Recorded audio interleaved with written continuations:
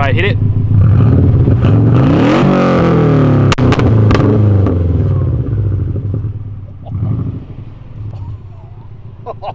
I was not expecting that.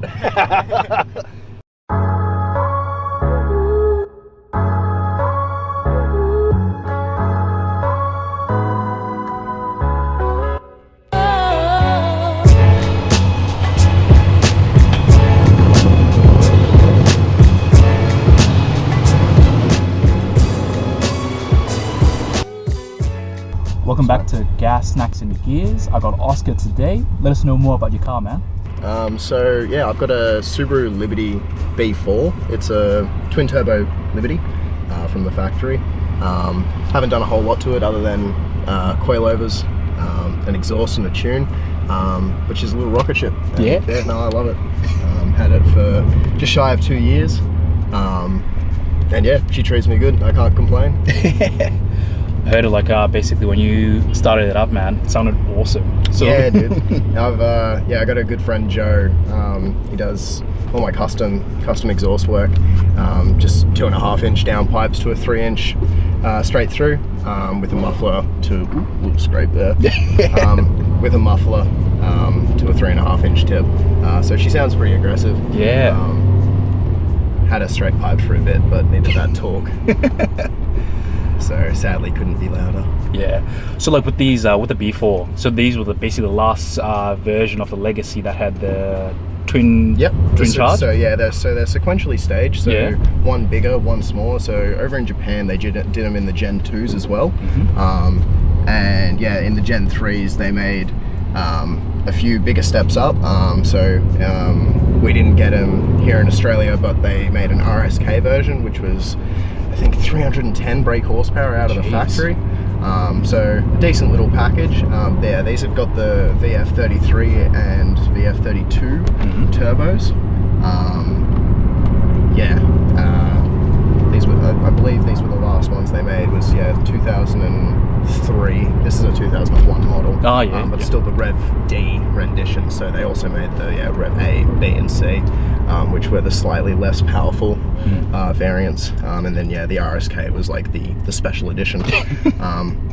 Did any ever come like to Australia at all? Is it like all special imports? No, these are all. So the Rev Ds are Australian delivered. They weren't cheap when they first came out. I remember my dad telling me the stories of how he wanted one when he was my age, and they were like 80 grand when he was 20. And I picked this up for 4K. So it just goes to show how 20 years depreciation can do to a vehicle. But for a 20-year-old car, it still drives pretty well with just some little touch-ups to the suspension and whatnot. Yeah, fair enough. It's a surprisingly quick little car. Not many people know really what they are, or they're pretty surprised when they pull up to a set of lights or something and they'll hear the exhaust and they'll be like, "What's that? It's got a hood scoop on it. Is that? It's turboed, mate." Oh shit. Because I must say, like for me, I've somewhat been a fan of Subarus. Normally the WRX didn't really float my boat, but the Legacy for me was just like the epitome of like, it was a bit more stylish than the regular, I always loved the look of the Legacies. I had just a naturally aspirated one of these before I had this, and I thought it was the coolest thing. I always loved the look of the old ones. I think they're timeless, but I wanted a Rexy for ages. But when I started looking into cars a little bit more and looking at what I would want to do with them. Hey, Corvette, hey.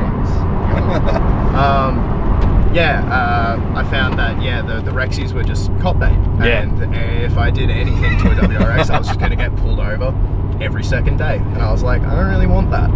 True. I said my old man, he ended up getting one of these when I was like 16, and I went for a ride in one. I was like, that's cool. So from WRX STI to the B4, it was the dream car switch. Nice. So when I found one of these, about a year and a half ago, it was for $4,000, just up in Mossvale. I was like, I can't not go up and have a look. I went up and had a look.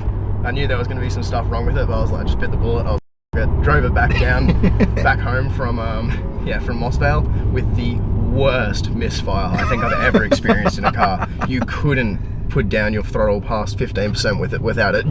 Oh, And he told wow. me it was the alternator, and stupid me, not knowing anything about cars, was like, oh, that's an easy fix. Yep. Get home, change the alternator out, and sure enough, the problem was still there. And that was the start of the 6-month journey for changing everything: coils, spark plugs, leads, bloody vacuum hoses, fuel lines, everything was leaking, and everything was degraded. So at that rate, you might as well do a full rebuild. yeah, it almost got to that point. So that's for the future. I mean, like the 300 kilowatts. Yeah, or that's the goal basically. That's the goal. Yeah, I want to try and keep the twin turbo setup and get to 300, but I'll need to go hybrid, so change up, like build the turbos up a bit more and whatnot. I could do it easy with a single turbo swap, but everybody does a single turbo swap on these, and I don't want to be everybody. That's true. Like I feel like sometimes, you know, it's a lot of people, once they see something that works, they try and like just stick with the same sort of formula. I can't fault it as well. Like you know, the Legacy again, like such a sleeper for what it is, and you put a nice single turbo in it, scrap the front hood mount, and you just put a front mount intercooler on it, and it just looks like a regular Liberty that's given out the shop. You know. Yeah, true. It's a lot of fun, but yeah, like it's a well-known platform to just do a single turbo swap. So I really like the low down torque delivery. I'm not sure if you noticed, I haven't needed to shift past rev up past 3 grand. Yeah, it just pulls you from the get-go. Yeah, it starts to boost at 2k. It's pretty torquey. Climb up the Clyde in 5th at 3 grand. Like, you really don't need to give it much gas to keep going. So I love the torque, and I haven't driven any other Subaru that has the power delivery like this. True. So if I can, I want to try and keep it. It's just a lot of fun. Very unique, and brings a lot of conversation to the car meets when people see it, because they're like, oh, that's cool. Like, you don't see them every day. Yeah, true. And I must say, like, so with I guess my limited sort of experience, I guess with Subaru, is that the one sort of Achilles heel was that the gearbox was always sort of like an issue with the fuel pump. So the 5 speeds aren't the strongest on them. Look, they're strong. They can hold a little bit of power. Just don't launch them. And that's the biggest problem, is you get all these 17-year-olds who buy a WRX right off the bat, and they're just bang, revving it at limiter and dropping the clutch. You're gonna break something. But if you don't drive it like an idiot, and you drive it like you want to keep it for a while, it'll hold power. Like I know a lot of people who are pushing like 250 kilowatts on the standard 5 speeds without a rebuild, and it's not too expensive to actually build the 5-speed box up as well. Your biggest problem with the Subarus is going to be engine. So if you don't actually like seal everything and build it properly, head gasket, ring land, those are your classic like fails. You need to do a baffle tray, because otherwise you're not going to get enough oil when you're going around corners, because classic Subarus, we love to fang it in the bends. I mean, you have the capability all the drive, man. That's it. So, you want to have your engine having enough oil when you're doing that. So get a baffle. Realistically, like, building Subarus now is a very known platform. Like, it's a lot cheaper than when it was, like, say 10 years ago. Yeah, true. But it's still quite expensive for the sort of power you're going to get. Like, you can put 10 grand and see an extra 50 to 80 kilowatts in, whereas, an XR6 turbo, you put in 8 grand. You're seeing a lot more power. It's pretty much game over now. You're snapping stuff already. Like, so to an extent, Subarus are not the place you want to go if you want power. Yeah, true. But they are a good platform for fun. You ready? Yeah.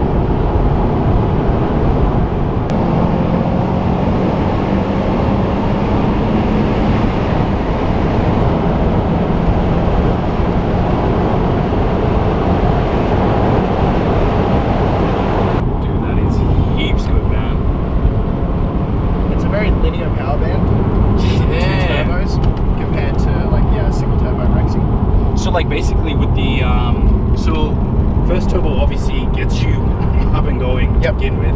Second turbo just basically powers you through the higher sort of revs. Yeah. So sequentially set up. Yeah. So one spools first, so the 32 spools up first. Yeah.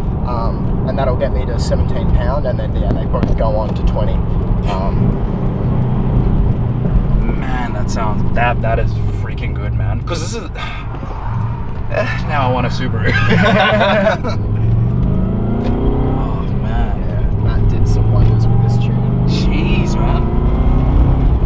Might have to have at some point have a conversation with him, just basically just to talk to him about like what did you do to this car to get it to this point